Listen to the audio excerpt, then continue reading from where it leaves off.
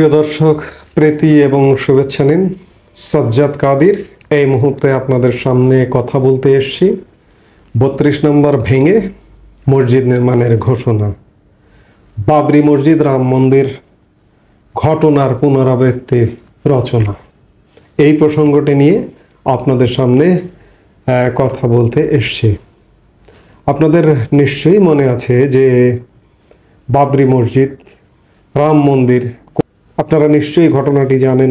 কেন, কিভাবে সেখানে রাম মন্দির ছিল, কিংবা সেখানে বাবরি মসজিদ নির্মিত হয়েছিল, আবার বাবরি মসজিদ ভাঙা পড়েছিল, এটি আপনারা নিশ্চয়ই জানেন।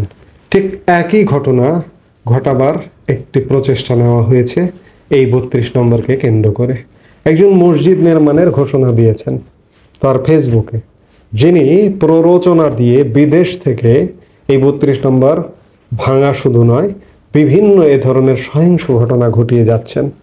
আর আমরা সেই সহিংসতায় পাগল হয়ে উন্মাদের মতো ঘটনা ঘটাচ্ছি। আমার ধর্ম ইসলাম, ইসলাম শান্তির ধর্ম।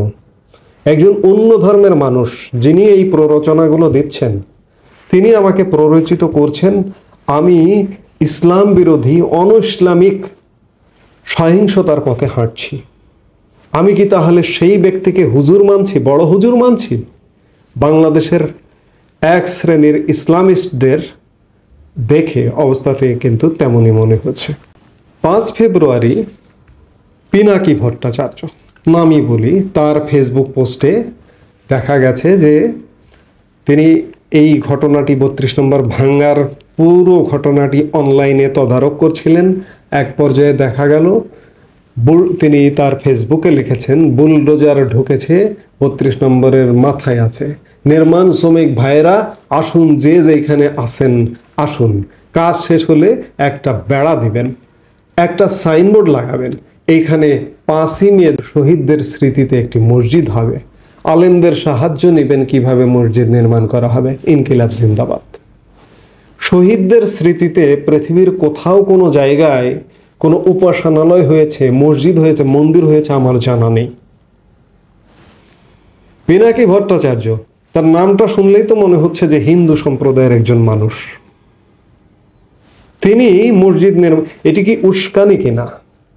যারা সত্যিকারের ইসলামিস্ট, যারা মনে প্রাণে ইসলামকে মানেন, এই উস্কানির পথে কেন হাঁটছেন?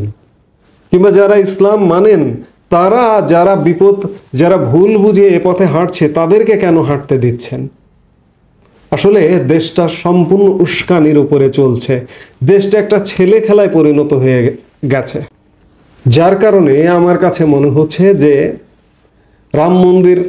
রাম মন্দিরের অস্তিত্ব ছিল সেই জায়গায়, বাবরের আমলে বাবরি মসজিদ নির্মাণ করা হয়েছিল এবং পরবর্তীতে সেই বাবরি মসজিদ ভাঙা হয়েছে।